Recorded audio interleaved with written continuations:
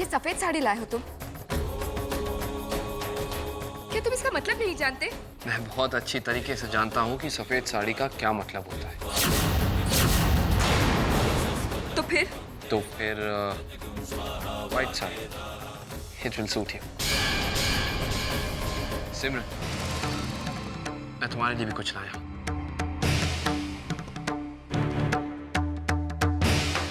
There you go. Check it. सिमरन, तुम भी अपना गिफ्ट यहीं खोलो, मुझे अच्छा लगेगा।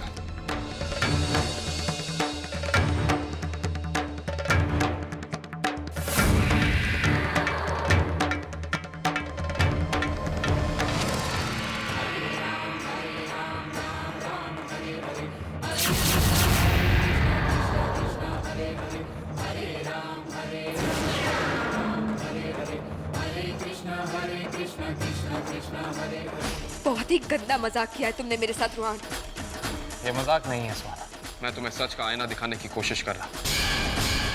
जिस रोहान से तुम पहले प्यार करती थी, या मैं ये कहूँ कि प्यार का नाटक करती थी, जिस प्यार को तुमने जुनून की शक्ल दे दी है, उस प्यार को इतना नीचे गिरा दिया है कि उसकी खूबसूरती पे तुमने दाग लगा दिए। वो प्यार, वो शख्स जो कभी तुम्हारे झूठे प्यार में फंसा था, वो मर चुका है। वो रोहान जो कभी तुमसे प्यार किया करता था, वो मर चुका है। लिहाजा तुम विधवा हो चुकी हो सुहाना।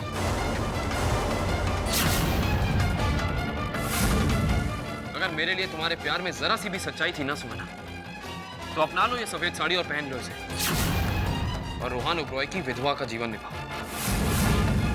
और अगर तुम मेरे साथ अपना नाम जोड़ना चाहती हो, तो एक ही तौर से जुड़ सकता है, रोहान ओबरॉय की विधवा के तौर पे। और ये लाल साड़ी तुम देख रही हो सुहाना, इस पे सिर्फ और सिर्फ हक मेरी सिमरन का है, क्योंकि सिमरन मेरी पत्नी है। और वो इसकी हकदार इसलिए है क्योंकि उसे पत्नी का हर फर्ज निभाना आता है।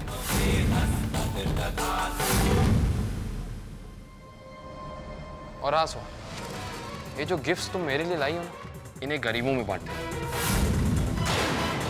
मैंने सुना है जब एक विधवा दान करती है तो उसे बड़ा पुण्य मिलता है।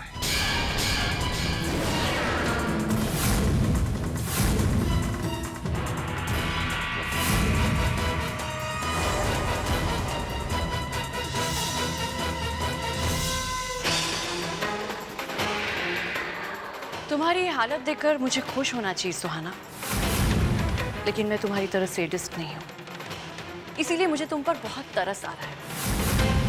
शायद तुम दुनिया की पहली औरत हो जिसे बिन ब्याहे विधवा बनना पड़ रहा है, और उसे विधवा घोषित करने वाला और कोई नहीं, वही शख्स है जिसे वो अपना पति बनाने की हसरत रखती है। मुझे तुम पर बहुत तरस आ रहा है सुहाना।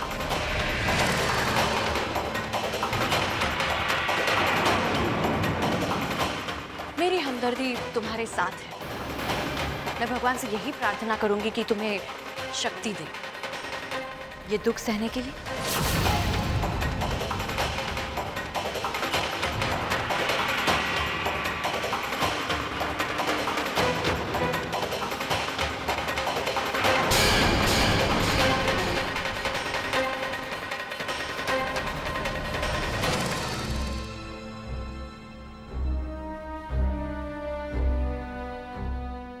अभिषेक, इट्स ओके, होता रहता है, जस्ट फॉरगेट इट। ठीक है, कहीं और चलते हैं।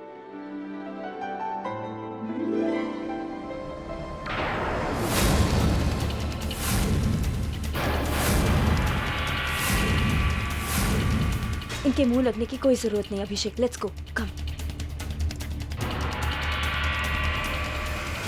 क्या बे, रेस्टोरेंट में बहुत ऊंची आवाज में बात कर रहा था। दिखा दिखा अपनी हीरोगिरी।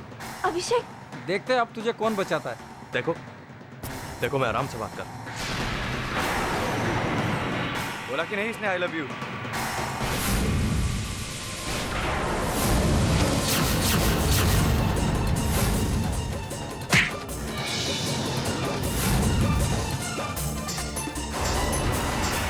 शनाया तुम यहीं रहो।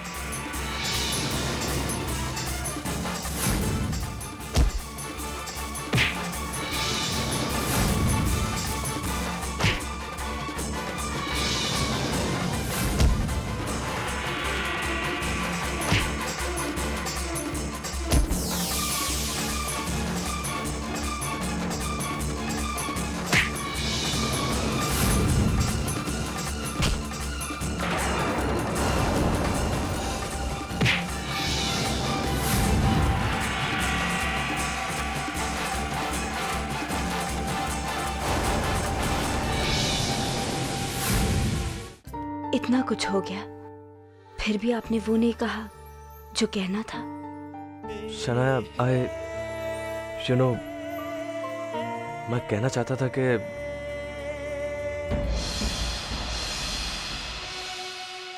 कितना खून बह रहा है। देखिए, मेरा घर पास ही में है, आप मेरे साथ चलिए, बैंडेज करना होगा। अरे कुछ नहीं है शनाया, बस छोटी सी चोट है। नो नो आर्ग्यूमेंट्स, चलिए। हो गया। थैंक्स। आपको मुझे थैंक्स कहने के बजाय मुझे आपको सॉरी कहना चाहिए। वो किस लिए? सब मेरी वजह से हुआ। अरे नहीं शनाया, तुम्हारी वजह से कुछ नहीं हुआ। एक्चुअली वो तुम्हें मेरे साथ देखकर चल रहे थे। बेवकूफ है वो। उन्हें क्या पता कि हम सिर्फ बॉस और एम्प्लॉई हैं। शायद कुछ और ही समझ बैठे। बेवकूफ तो वो हैं, लेकिन वो गलत नहीं, सही समझ रहे थे। एक्चुअली शनाया, इतने दिनों से जो बात मैं तुमसे कहना चाहता था वो यही है कि एक्सक्यूज मी। हेलो। इस कमबख्त को भी इसी वक्त बजना था।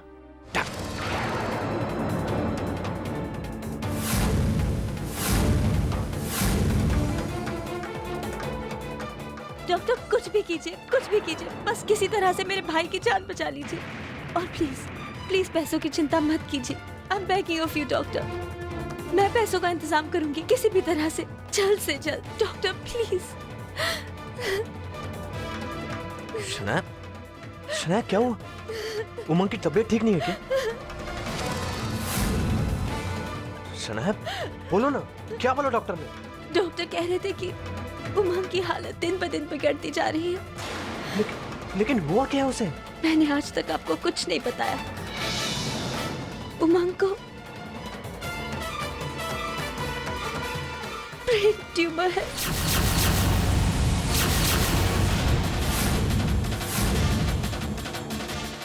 What? Don't worry शनाया, हम उमंग का बेस्ट से बेस्ट ट्रीटमेंट करवाएंगे। ट्रीटमेंट में जो भी खर्चा है, जो भी कुछ हो, मैं सब संभाल लूंगा। तुम बिल्कुल परेशान मत हो। और शनाया, तुम पहले मुझे ये बताओ कि तुमने आज तक ये बात मुझसे छुपाई क्यों? मैं सब खुद सहन कर सकती हूँ, लेकिन बस मेरे भाई की जान बचा लीजिए। Don't worry, सब ठीक हो जाएगा।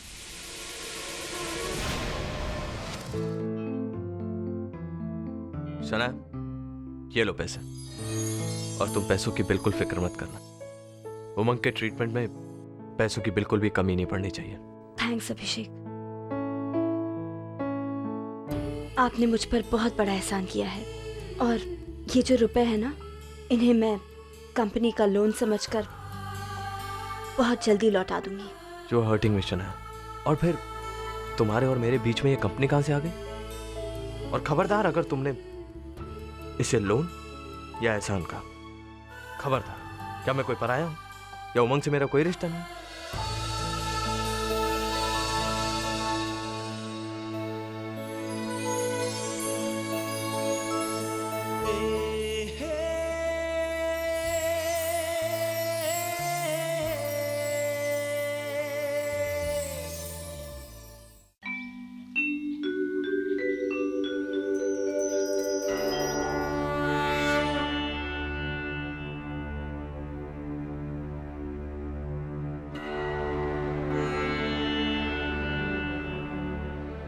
हे माँ, इस घर के सभी लोगों को इंसाफ देना, यही मेरी मनोकामना है। सबका सम्मान बनाए रखना, सबके ऊपर अपनी कृपा दृष्टि बनाए रखना माँ, मम्मी जी और पापा जी ने सुहाना को अपनी बेटी का दर्जा दिया है। उस रिश्ते की लाज रखना, मुझसे कभी कोई ऐसी गलती नहीं होने देना जिससे कभी उन्हें दुख पहुंचे। अगर सुहाना के लिए कुछ करके उन्हें खुशी मिलती है तो उन्हें वो खुशी भी दे देना माँ। देखा हमने, मेरी बहू कितनी अच्छी है। आखिर उसने नैना को माफ कर ही दिया।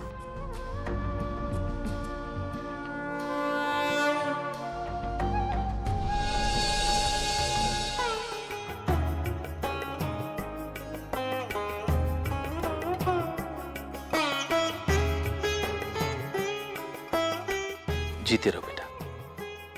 खुश देवी माँ तुम्हारी हर मनोकामना पूरी करे, यही प्रार्थना है मेरी।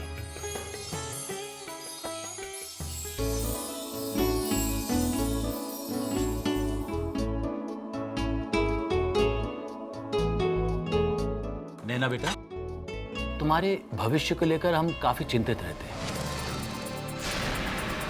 काफी सोच विचार के बाद हमारे मन में एक ख्याल आया है। हाँ बेटा, मतलब इस बारे में हम दोनों आपस में बात कर चुके हैं, लेकिन आज हमने सोचा कि ये बात तुम्हारे साथ और सारे परिवार के सामने की जाए और सबकी राय ली जाए। ऐसी क्या बात है मम्मी जी? बेटा, हम तुम्हें अपनी बेटी मानते हैं और तुम्हारे प्रति अपनी जिम्मेदारी भी महसूस करते हैं। इसीलिए हमने तुम्हारा घर बसाने का, तुम्हारी शादी करने का फैसला किया है।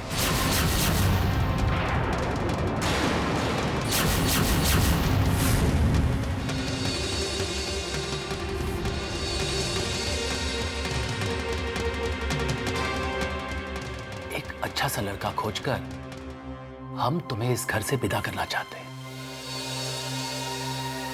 नहीं पापा, मैं ये घर छोड़कर नहीं जाना चाहती। मैं यहाँ जैसी भी हूँ खुश हूँ मम्मी जी। यहाँ जो मैंने रिश्ते बनाए हैं उन्हें तोड़कर मैं नए रिश्ते नहीं बना पाऊंगी। मैं इस घर को छोड़कर नहीं जी पाऊंगी मम्मी जी। नैना, ससुराल जाने से मायके से रिश्ता नहीं टूटता बेटी का, पर तुम्हारा तो इस घर से रिश्ता कभी टूट ही नहीं सकता। ये बहुत अच्छी बात है कि तुम्हारी शादी हो रही है और मेरे ख्याल से तुम्हें शादी के लिए हाँ करनी चाहिए। क्यों सिमरन, तुम्हारा क्या ख्याल है? मम्मी जी, आपने और पापा जी ने बहुत सही वक्त पर ये सोचा है। नैना की बेहतरी के लिए, उसकी जिंदगी की बेहतरी के लिए हम जितना जल्दी ये कर सके उतना ही अच्छा है। माना कि हम नैना के साथ हैं, ये घर परिवार भी उसी का है, लेकिन उसकी जिंदगी में जो जीवन साथी की कमी है वो तो पूरी नहीं होगी ना। इसलिए मुझे भी लगता है कि तुम्हें उनकी बात मान लेनी चाहिए। तुम्हारी जिंदगी को भी किनारा मिल जाएगा। बेटा, हम तुम्हारा भला ही सोचेंगे ना। बेटा, तुमने हमें अपनी माँ बाप की जगह रखा है, तो हमारी ये बात भी मान लो। जैसा आप लोगों को ठीक लगे। तुमसे यही उम्मीद थी बेटा।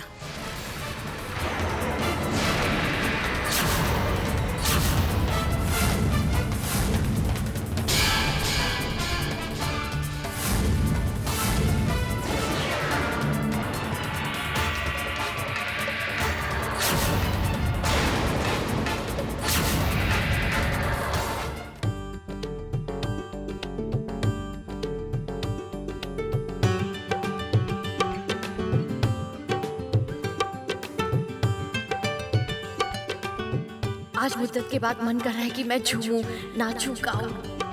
मन एकदम हल्का हो गया है।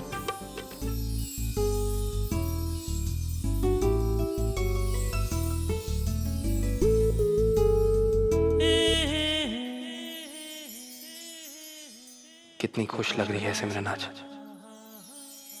हे भगवान, सिमरन के चेहरे पर यह मुस्कुराहट हमेशा इसी तरह कायम रखना।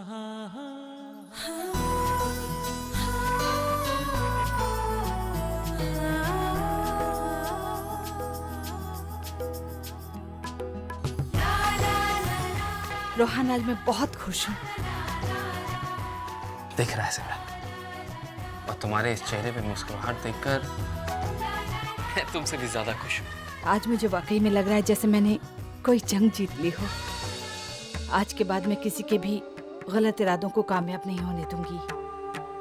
सुहाना की हर चाल को नाकामयाब करूंगी और मुझे पूरा यकीन है कि जल्द ही वो हमारी जिंदगी से दूर चली जाएगी और हमारा रिश्ता उसकी काली परछाई से मुक्त हो जाएगा और हम पहले की तरह प्यार और सुकून भरी जिंदगी जिएंगे। मैं बहुत खुश हूँ रोहान, मैं बहुत खुश हूँ।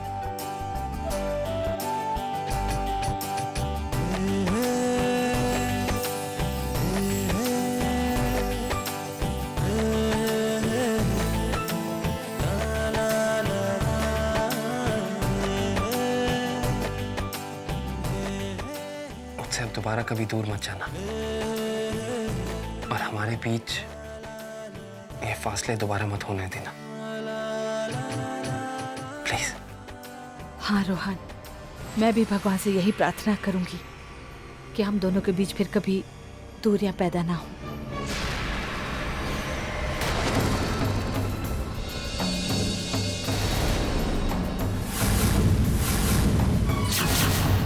असली जीत से पहले जीत मनाने वालों को हमेशा मुंह की खानी पड़ती है। इतनी जल्दबाजी ठीक नहीं है Mr and Mrs Ruhaan Oberoi. मैं अब भी इसी घर में हूँ। तुम लोगों ने ये सोच भी कैसे लिया कि तुम दोनों के बीच की दूरी मिट जाएगी और मैं तुम दोनों को प्यार और सुकून से जीने दूंगी। तुम दूसरों की जिंदगी में जहर उगलना बंद कर दो। बेहतरी इसी में है तुम अपनी जिंदगी संवार लो। मम्मी जी और पापा जी ने तुम्हारे लिए जो सोचा है वो बिल्कुल सही फैसला है। मेरी जिंदगी के लिए क्या बेहतर है ये मैं अच्छी तरह से जानती हूँ सिमरन।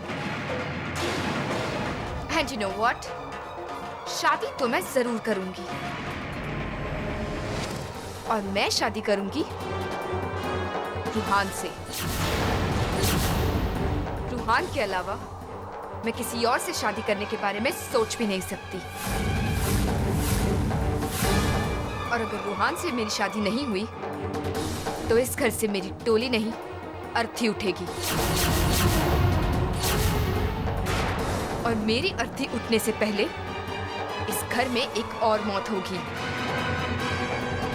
सिमरन की। ये मत सोचना सिमरन के मैं मरकर तुम्हें यहाँ रूहान के साथ चैन से जीने के लिए छोड़ जाऊंगी। मरने से पहले मैं तुम्हें मारूंगी। तुम्हें मारकर ही मैं मरूंगी, ये याद रखना सिमरन। और ये रहा तुम्हारा कफन, इसे संभाल के रखना सिमरन।